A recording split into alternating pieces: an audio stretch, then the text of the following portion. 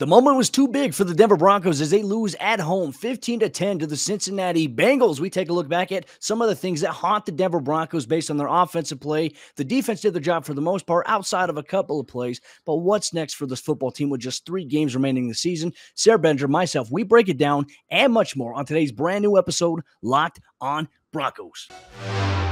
You are Locked on Broncos, your daily Denver Broncos podcast.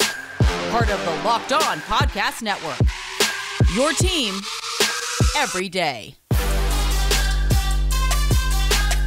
What's up, Broncos country? Welcome back into a brand new episode, Locked On Broncos, your daily Denver Broncos podcast here on the Locked On NFL Network, your team every day. This is your post-game report. The Broncos, they dropped to 7-7 after a 15-10 loss at home to the Cincinnati Bengals. The moment seemingly too big for the team when they needed it most. We're going to recap that here today from the South Stands to the End Zone. I'm your host, as always, Cody Rourke, joined alongside by my co-host, Sarah Benger. Both of us, we cover the Broncos for the Locked On Network and 9 News. And real quick, Broncos country, thank you so much for making Locked On Broncos your first listen of the day every single day. And you can follow and subscribe to this podcast free and available everywhere you get your podcast. You can also subscribe here on YouTube. So make sure you hit that subscribe button, turn on notifications so you never miss out on all the action. But Sarah, my friend, look, just another gloomy Sunday in Broncos country, and rightfully so. The fan base very upset, and man, just too many missed opportunities for this Broncos football team here once again, a team that has so much talent and essentially a playoff game that the team had. It was a must-win coming into it. We deemed that up all week long, and it seemed too big for them.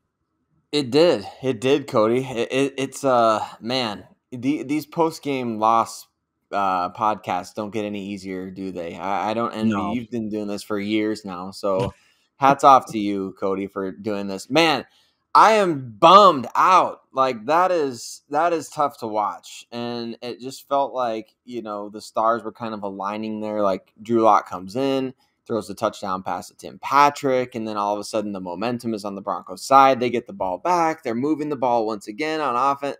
I mean, it's just such a disappointing, it feels so deflating that it's like, how do you come back from that? But we'll see what happens. Like you said, like you tweeted out, like there's still a chance. And that's not what Broncos fans want to talk about right now, though. Nobody's like in that mode of like, don't tell me there's a chance. Tell me why it sucks. And I'm like, I know it sucks. So just, I don't know, Cody, what to even think right now. It's like, we need to kind of like parcel this out as we go about this episode here. We need to talk about one thing after another. What led to this loss? What were the big moments? What were the turning points of this game? I feel like there's a couple that really, really stand out.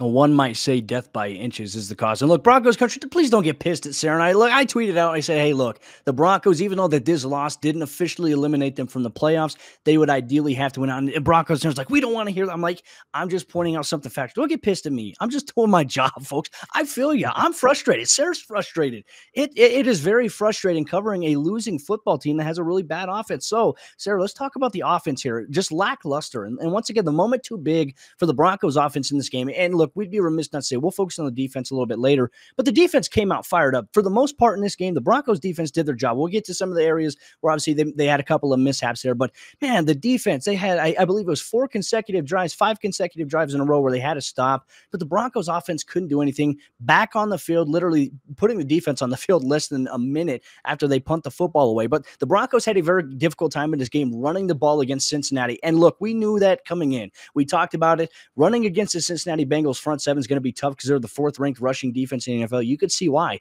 They have gap pluggers almost at every level. Trey Hendrickson, I think, has been a real difference maker for them on the outside. And then you have DJ Reader, who we talked about on the inside.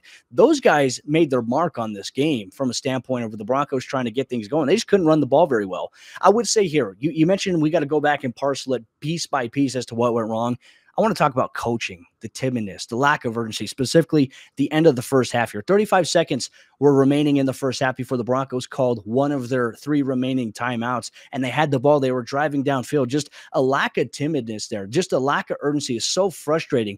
On those, you see poor game management. And look, I don't think I can defend this. I've been a pretty big defender of the coaching staff over the course of the years in terms of decision-making and understanding it. I did not understand this one at that point. So with that, it came back to haunt the Broncos, and Brendan McManus. It's like the Broncos are playing for the field goal. McManus misses a 51-yard field goal. The Bengals get a 19-yard catch, call a timeout with 4 seconds left, kick a field goal to go up 6-3 at halftime. Disaster. That was a big turning point in this game, Sarah. And outside of that, like I said, the biggest moment of the season, playoff atmosphere, was just too big for the Broncos offense. But let's talk about Teddy Bridgewater. Second half, I mean, the Broncos' first offensive drive, they face a 3rd and 20. They have to punt. Then Teddy, on one of the next drives, does a great job stepping up, using his legs, going and diving to make a play, and picks up the first down, takes a shot in midair, lands very, awkwardly on his head and neck area, and he was down. And it was a scary moment.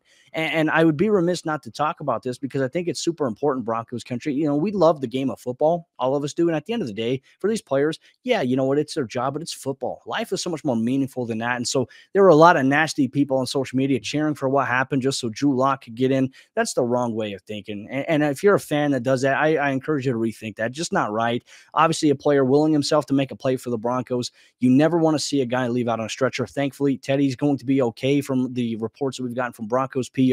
He's got movement in his extremities. He's going to be kept overnight as just a precaution, but more than likely will not play against the Las Vegas Raiders. I imagine it's going to be concussion protocol for the second time for him this season. But outside of that, Sarah, real quick here, I'll see, the offense, we could spend a lot of time here. Drew Lock got the ball moving for the Broncos. You mentioned the Tim Patrick touchdown. You mentioned a couple plays to Albert Okwuegbunam. And, there's some energy. The Broncos offense, motivated. It seemed like they were going out there trying to battle for Teddy. And then just a read option, Drew loses it to fumble, and it just goes downhill from there, my friend. Outside of that, what else would you like to gripe about with this Broncos offense? Because that was just one issue, just a mistake in the red zone. Obviously, it could have led to points. And then there's just another player I know you're very frustrated about that needs to be featured more in this offense that simply hasn't been. Yeah, absolutely, Cody. Well, first and foremost, you nailed it right on the head. The Bengals won in the trenches in this game. The Broncos offensive line, I don't know until we watched the all 22 and to say whether or not they got bullied in this game, but I will say this. The Bengals did a better job of any other team the Broncos have played this year, in my opinion, at getting the Broncos running backs down on initial contact. And of course, there were still some, we had a great Javonte Williams play in this game, but I did feel like in this game, they were going down on initial contact more than any other opponent the Broncos have faced. So kudos to the Bengals for figuring that out. If they're just wrapping up better or if they're just getting better leverage against the O-line, whatever the case may be, you got to tip your hat to them. But man, the most frustrating aspect of this game, and we could gripe about Teddy Bridgewater, the way that he played QB. Obviously, we hope and pray that he gets well soon. I mean, that's scary. Multiple concussions within a couple of months' time. I mean, that if that was my brother or my son or whatever, I'd be like, dude, like, I don't know, you might have to consider just kind of taking the rest of the season off and kind of reevaluating later. I hope he's okay. It looks bad, really bad. So hope Teddy's okay. But from the standpoint of like what the Broncos did offensively in this game that I think really shot themselves in the foot. I mean, Jerry Jeudy, you talk about getting conditioning in against the New Orleans Saints last year, that game where he really, there was nothing that he could do. It was Kendall Hinton at the quarterback position. But man, in this game, they're utilizing him on pre-snap motion throughout the entire game, and they're not involving him at all. I mean, he had 4 targets in this game. A couple of them were in desperation time at the end there. He had 4 targets, 0 catches, 0 yards, 0 carries. They're not doing anything to get arguably the most explosive player on the field involved. Now, we got to give a shout out for 7 targets to Cortland Sutton in this game, which is nice to see. But Jerry Jeudy has to get more involved. They have to figure out a way to get him the ball. It's unfortunate to see him just running around back and forth like he's some kind of decoy out there, which I get it. Yeah, that might open up your running game, but man, get him involved in the passing game or hand him the ball a time or two on those, those plays where he's running back and forth in front and behind of the quarterback. It's so embarrassing to me the way that Pat Shurmur has utilized Jeudy or not utilized him in recent weeks, especially. It's just frustrating all around, man. And anytime you lose, those frustrating parts of a game are so amplified. Had the Broncos gone down and, gotten a game-winning drive there at the end, nobody would really care about Jerry Jeudy running in motion and all that stuff. But that's not the case. You lost the game large in part because you're not getting your best players involved, especially early on. And that early on, that's on Teddy Bridgewater. Later on, that's on Drew Lock and Pat Shurmur. You got to figure out ways to get Jerry the ball. I don't know, spot on. And I think Broncos country will agree with you. Those who are watching this podcast live as we're premiering, I think will absolutely agree 110%. And look, it's like, what are the Broncos offense? What do they have to play for the rest of the season? I mean, playoffs right now, we can't even be talking about playoffs. And I get it, Broncos country. We're not going to talk about it. We're not going to talk about the pipe dream of it because it's very unlikely at this point here. But you still have to play for something, right? With 3 games remaining, you can't just fold in, throw it in the season. You still have to go out there and compete for something. There's something always on the line, regardless if you're in the playoffs or out of the playoffs. Every week, something is on the line in Broncos country. We're going to talk about the Broncos' defensive performance, why they did their job for the most part. They held up their end of the bargain. We amplify some of the standouts for the Broncos defense. And look, there's some interesting ones at inside linebacker. We're going to get that coming up here in just a moment. But before we do that, let me tell you about the sponsor. Today's episode, Lockdown Broncos Postgame Report. So good friends over there at Boost Mobile. And you listen to podcasts for the power of knowledge, and you switch to Boost Mobile for the power of saving money. Because with Boost, you get the power of a free 5G phone so you can listen to all the latest episodes, the power of 3 unlimited data lines for $30 a month per line so your family can harness all of that brain power too, and the power of one of America's largest 5G networks so you can do it all at the speed of 5G. With all that money you'll save and all the knowledge that you'll gain, just how powerful will you become? Switch to Boost Mobile and find out today. Get a free Samsung Galaxy A32 5G when you switch to one of America's largest 5G networks. More power to save. Boost Mobile, free phone limited to new customers and 1 per line. Additional restrictions apply. Offers coverage not available everywhere or for all phones and networks. See boostmobile.com for details.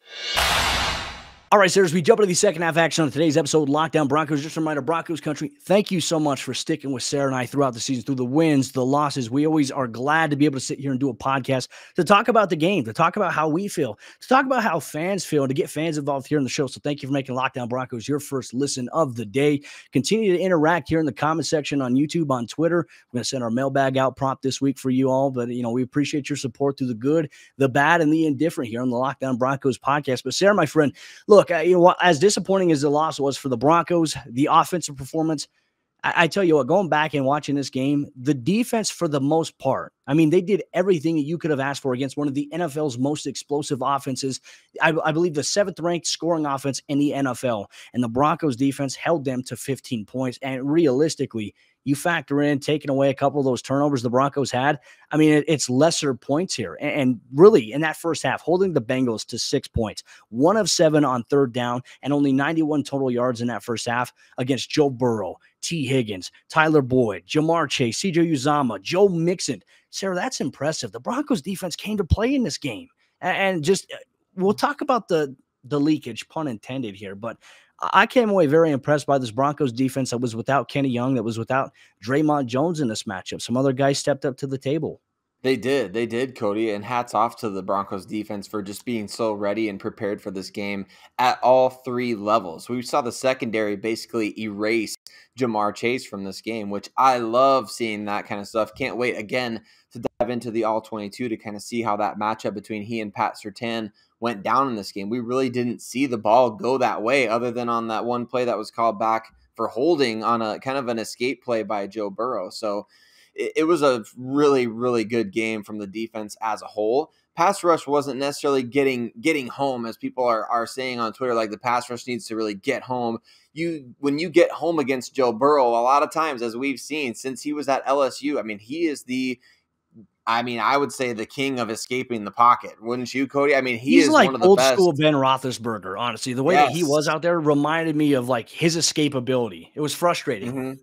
It is frustrating. I mean, it'll drive you absolutely nuts. He extended a couple of key drives. Of course, the offensive production for the Bengals wasn't quite there, but he did extend some drives with his ability to escape pressure in the pocket. And the play that was called back from holding, man, he was still getting dragged down by 2 Broncos, and he found a way out to make that crazy throw to Jamar Chase that was called back. But I think obviously in this game, Cody, the big question coming in was how are the Broncos inside linebackers going to respond after kind of a tough outing last week, right? Jonas Griffith came in the second half of last week's game.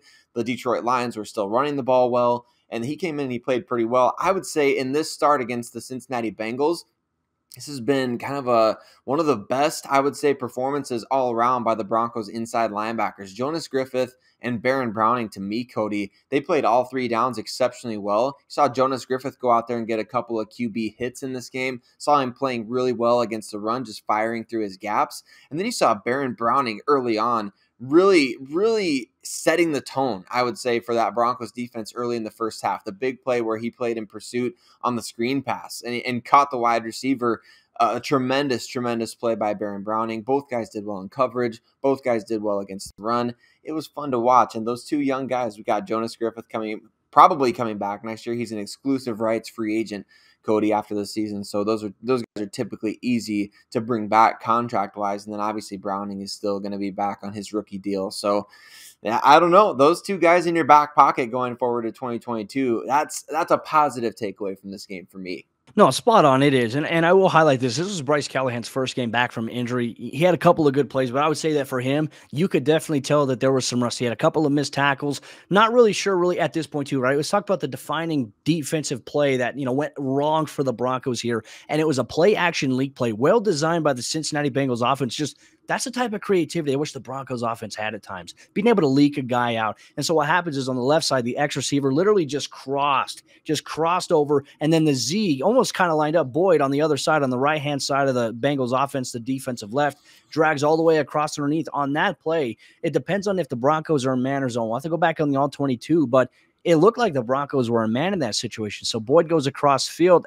Either there was a miscommunication where Callahan didn't pass it off to Darby as Boyd was going across to Darby's side. Darby went in with his guy all the way across. It was Jamar Chase.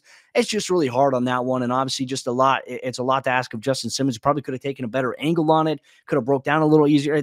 It's easier said than done looking back on it. So the Broncos, a blown play there leads to a touchdown. After the Broncos get the lead back, after Drew Lock threw it to Tim Patrick. And I just, those things too, we can nitpick on everything. I think that for the defense, they played well for the most part. Obviously, you want to get a couple more stops here and there, but the defense isn't the reason the Broncos lost this game. It really is the offense, and that just continues to be the theme for this football team here. So Broncos country, coming up here in just a moment, Sarah and I are going to dive into a little bit of a deeper conversation about the Broncos season. What's left here in the 3 games? What do they have to play for? Plus, we debut a new segment called the 2-Minute Warning. Can't wait to get that coming up here in just a moment. But ladies and gentlemen, before we do that, let me tell you about the sponsor. Today's episode, Lockdown Broncos post-game reports of good friends over there at Built Bar. Ladies and gentlemen, you know it as the best tasting protein bar that is out there on the market today. Built literally, it contains 100% milk chocolate. When you take a bite into it, it's soft, it's easy to chew, and it's also the healthiest protein bar that's out there on the market. Not to mention, it's delicious, ladies and gentlemen. Outside all the protein bars that are out there that claim that they're delicious, Built Bar is actually delicious. And like I mentioned before, 100% milk chocolate. The bars give you a lot of extra fuel that you need. 17 grams of protein, 130 calories, 4 grams of sugar, and they have a wide variety of flavors, over 9 amazing flavors, including the occasional limited time flavor and the marshmallow puffs. They have that at built.com. And I want you and your family this holiday season to get your hands on a box of Built Bar in your stocking today. If you're friends with Santa Claus, ask him for a box of Built Bar by going to built.com.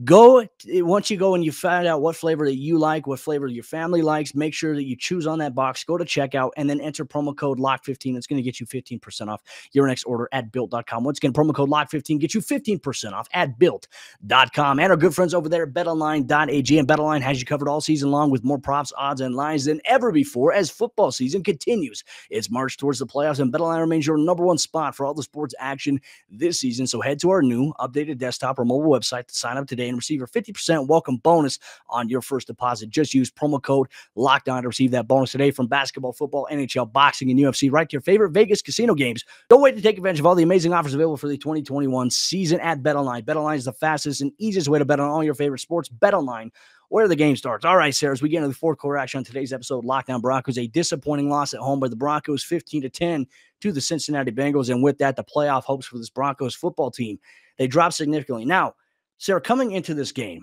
we had talked about it. This is essentially a must-win. This is a playoff game for this Broncos team, and a win, it amplifies everything. A loss, while it doesn't officially eliminate them, it pretty much feels like the season is done. Pretty much this loss was like, all right, hey, it's done. So I want to ask the question, Sarah, what did this Broncos team, what's remaining for them to play for, right? For me, I'm going to answer really simple. I think you play for pride. I think you play to kind of make a statement like, hey, even though that things did not go our way this season, we're going to keep fighting. And look, there's a lot of players under contract that, want to still be back. They still want to compete. And while there is still a chance at the playoffs, we're not going to focus on that. They want to keep fighting. They want to have a chance. And these players, rightfully so, they're in that right to be able to do that because at the end of the day, it's all about winning, and they want to win. I think we want them to win. I mean, absolutely we want them to win. Broncos country wants them to win. But the frustrating thing is that just this team continues to get bit by death by inches. And look, something's got to change on the field in terms of some play calling, whatever you see, execution, obviously there, but not to mention that, just coaching. And look, like I said, I've been a big supporter of coaching over the years because I know what the coaches go through on a day-to-day. I've been in that position. I've been in a position where people wanted me fired. I understand that. All you can do is go coach. But, man, I tell you what, the Broncos coach staff, they're running out of excuses. Just a lot of ineptitude in the biggest game of the year, and they couldn't show up for it. Yeah, spot on. Spot on with that, Cody. I mean, you're exactly right. The Broncos right now, I mean, obviously the playoffs will be the focus for the team internally, right? That's what they're going to be talking about. To me, if we're just talking about, okay, I mean, right now the playoffs are kind of out, they're out of the frame. They could still come back into the frame, but right now they're out of the frame. So what is it that the Broncos are playing for right now? This is a very unique end to the season where you've got 3 straight games against your divisional opponents to close out the year, starting with the Raiders this week, right? The Raiders, and then the Chargers, and then the Chiefs. And like you've mentioned this past week in our podcast, like the Chiefs, they'll likely be resting starters for that game unless they have a shot at the number 1 seed or something like that, which, I mean, it looks like right now they're right up there. So they might be in that position to do that. I feel like if the Chiefs don't have anything to play for, or even if they do, you have a couple of things that you're playing for this season if you're the Broncos. Number one, you got to freaking beat the Chiefs. I don't care if it's their backups playing. I'm sick of losing to the Chiefs. Yeah. Beat the Chiefs.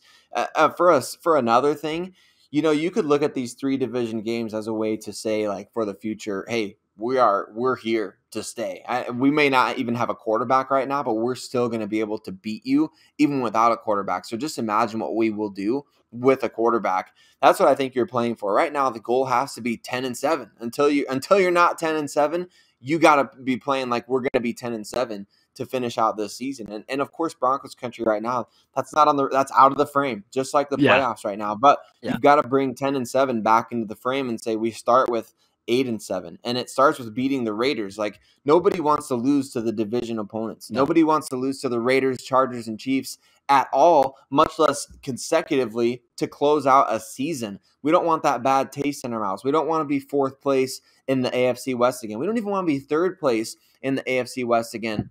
I want to be 2nd place in the AFC West because you're not catching the Chiefs.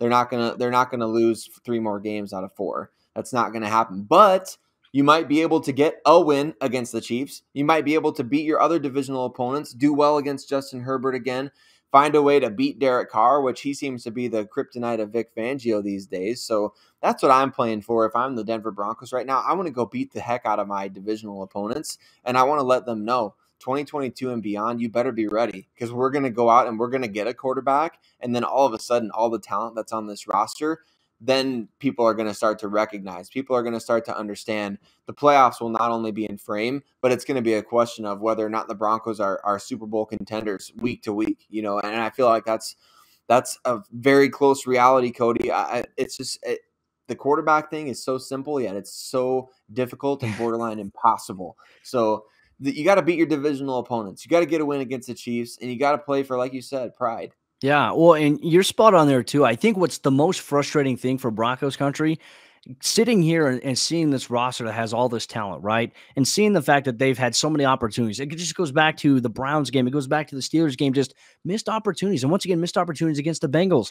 There are 3 potential wins that you left out there that you should have taken advantage of. And Denver being an entirely different position right now, they'd be at 10 wins if that were the case. But unfortunately, the reality is they're simply not. And quarterback, the position, play caller, the position for the Broncos organization right now is the biggest eyesore, and just coaching mistakes, as we mentioned. So, I mean, I think that's where the frustrating thing comes in for Broncos country, rightfully so. Broncos country, I get it. I feel you. You have every right to feel the way that you feel. It is frustrating, and the losing just continues to happen when the team is so ready. I mean, they have the talent to win football games. So let us know your thoughts in the comment section down below here, Broncos country. Coming up here in just a second, legend, we're going to debut a brand new segment called the 2-Minute Warning. Sarah and I, we each get 60 seconds to share our final thoughts before we head into tomorrow's episode, Lockdown Broncos. So with that said, right now begins the 2-Minute Warning.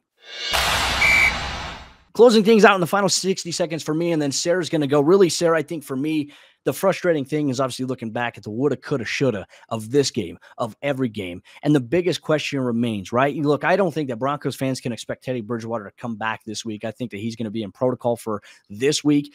But what we saw from the Broncos offense, an angle that they did have in this game against the Detroit, an angle that they did have against the Cincinnati Bengals in this game, Sarah, the ability to test downfield. Now, were Drew Lock's passes always accurate? No, but he had a couple of good passes to Albert Okwuegbunam, the one to Tim Patrick. He's giving his guy a chance, right? Which is something we did not see consistently enough from Teddy Bridgewater. You're going to have to deal with the highs and lows of Drew Lock. So Broncos country, I'm going to present the question to you right here, right now. For the rest of the season, do you want to see the potential risk factor of Drew Lock, the ability to maybe test the ball downfield? Or do you want to see the Broncos offense continue to play the way that they have been? If Teddy Bridgewater returns, can they get the run game going back again in these final 3 games? It's up to you. I'm going to let you decide in the comment section down below. Sarah, you're up here. Cody, for me in this 2-minute warning, just 60 seconds. I mean, this feels like a season-killing loss, and there's no way to sugarcoat that. I think Broncos fans may appreciate just the bitter taste of that pill right now. You gotta swallow it. You gotta understand this feels like a season killer. How many points did the Broncos lose by in this game? 6 points. How many points did they swing at right before the half with the missed field goal to Brandon McManus and then obviously the field goal for Evan McPherson and the Cincinnati Bengals? That 6-point swing ultimately was the turning point in this game, coupled with Drew Lock's turnover. It feels like a season-killing loss. You can't overstate it. You can't talk about the coaching enough. When you coach, not to lose, unfortunately, a lot of times you don't end up winning the game. It's like playing prevent defense. What are you preventing? You're trying to prevent the big play, but you always give up a touchdown. I mean, that's the motto of prevent in the NFL. Ladies and gentlemen, very frustrating. In Broncos country, we appreciate you taking time out of your day, your evening to sulk with us here after a Broncos loss. It's frustrating, but I guarantee you the Broncos are close, ladies and gentlemen. They are close. I feel it from a coaching standpoint. Looking at this roster, Sarah is very, very good at projecting with roster building, and both of us feel very confident about the future of this organization. It's going to take time. It's going to take a new play caller. It's going to take a new quarterback, but it's coming, Broncos country. We just have to deal with the last 3 weeks of the season. Hopefully the Broncos keep fighting. They go out there, they play with pride. That's all you can play for at this point, Broncos country. So thank you so much for tuning in to today's episode, Lockdown Broncos. Sarah and I are going to be back tomorrow for a brand new episode of the show, a mailbag edition. So go ahead and send your questions in on Twitter at CurryWorkNFL, at Sarah Benger, at Lockdown Broncos. We'll post the tweet out. Make sure you reply, and we'll feature yours here on air. Broncos country, thank you so much. Mile high salute. We'll see you tomorrow for a brand new episode, Locked on Broncos.